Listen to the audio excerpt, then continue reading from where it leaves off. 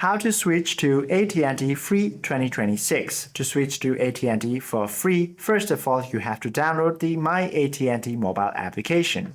So go ahead and launch your device's App Store or Play Store, then search for My AT&T application. Once you find it, download it onto your device.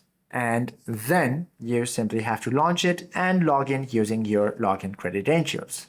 From there, you can activate the 30-day free trial by simply signing up for My AT&T application.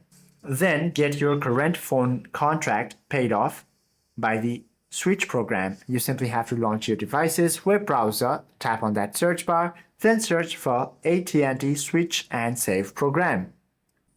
Once you find the official website, go ahead and tap on this. Now you simply have to upload your final bill from your old carrier showing your device buyout fee balance within the requested timeline.